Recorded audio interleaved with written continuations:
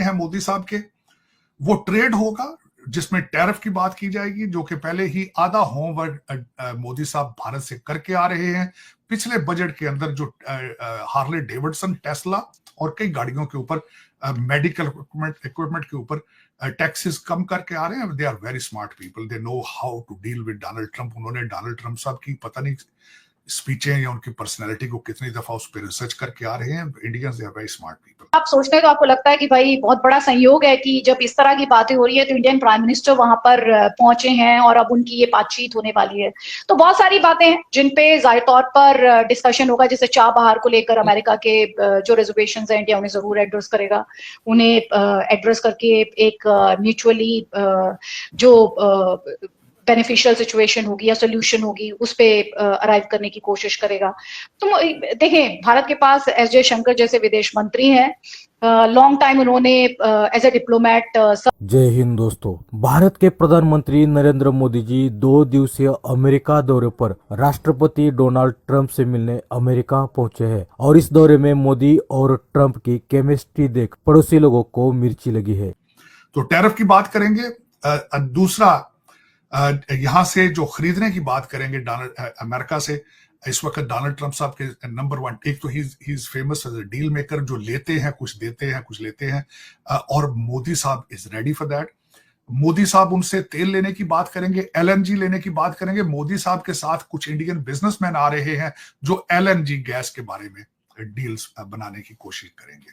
उसके बाद जो मैं माइग्रेशन की बात कर रहा था, उसमें मोदी साहब की प्रायोरिटी के ऊपर H1B वीजा है। उसकी कैप जो है वो इस वक्त सबसे ज्यादा 85-87% जो है भारतीय उसको इस्तेमाल करते हैं। लेंगे देंगे क्या? माइग्रेशन की जब बात की जाएगी, यहाँ पे तकरीबन 95,000 इस वक्त इंडियन जेलों में है जो कि डिपोर्ट होने हैं। भारत उनको एक्सेप्ट करेगा, उनका खर्चा बर्दाश्त करेगा, उसके रिटर्न में कहेगा कि वीजा इजी किया जाए। इस वक्त भारत के अंदर जो वीजा किया है तो मुझे तो उनको कुछ कहने की जरूरत नहीं है। I fully trust his specialization, his expertise, और भारत का विदेश मंत्रालय काफी एफिशिएंट है। I am sure combined with Prime Minister Modi's charisma, they'll pull off things that many can't even imagine.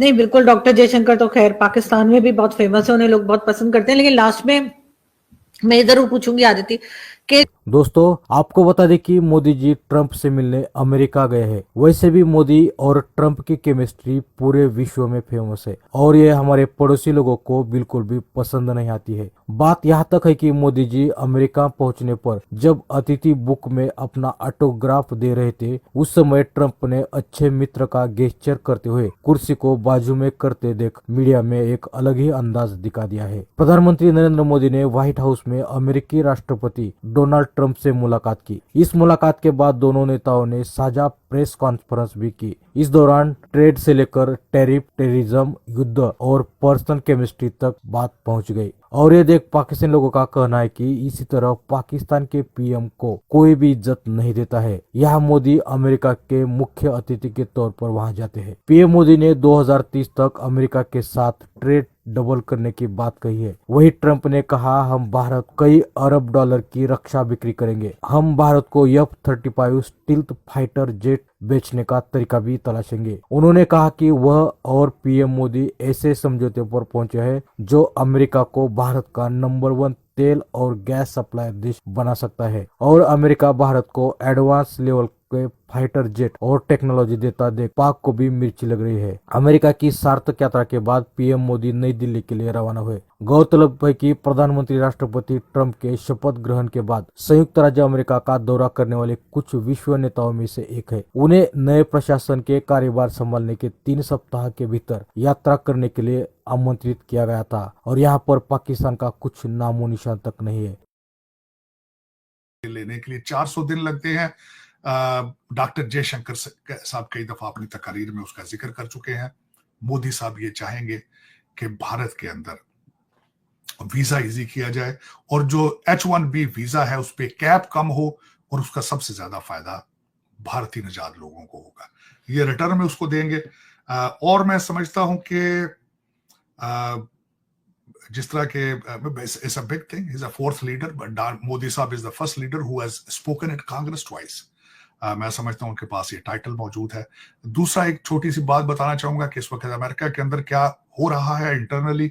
60,000 से ज्यादा फेडरल एम्प्लॉयज जो है they have resigned, accepted the deal कि वो सितंबर अक्टूबर तक उनको तनख्वाहें मिलेंगी, वो अपने घर चले जाएंगे। कल आपको पता है कल का सबसे बड़ा इशू ये था कि फीमा वालों ने $59 मिलियन इस लग्जरी होटल्स के लिए न्यूयॉर्क भेजे थे, और 4 वो जो फीमा के एम्प्लॉयज थे इंक्लूडिंग ऑडिटर जनरल उनको फायर कर दिया गया। तो यहाँ पे फेडरल गवर्नमेंट और डोनाल्ड ट्रंप साहब ने ग्रीन सिग्नल दे दिया है कि आफ्टर चाइना को लेकर जो डोनाल्ड ट्रंप साहब की बातचीत चल रही है, जिस किस्म की चाइना और अमेरिका आपस में टैरिफ को लेकर कई चीजों को लेकर बात भी कर रहे हैं, आपके ख्याल से चाइना के लिए कितना टफ हो सकता है डोनाल्ड ट्रंप की का एज अ प्रेसिडेंट होना? आई थिंक प्रेसिडेंट ट्रंप ने आते ही जिस तरह से टैरिफ्स का इस्तेमाल किया एज अ वेपन, तो एक बात तो साफ है। तभी आप देखें ना कि किस तरह से गाजा को लेकर चाइनीज रिएक्शन आया कि सडनली गाजा के लिए चाइना खड़ा हो गया। तो हमने ये भी देखा कि कैसे फिर ये बात भी उठी कि भाई आप यही बात ताइवान में क्यों भूल जाते हैं, आप यही बात अपने नेबर्स के साथ क्यों भूल जाते हैं, आप यही बात जब एशिया पैसिफिक की बात की जाती है तो तब आप क्यों भूल जाते हैं।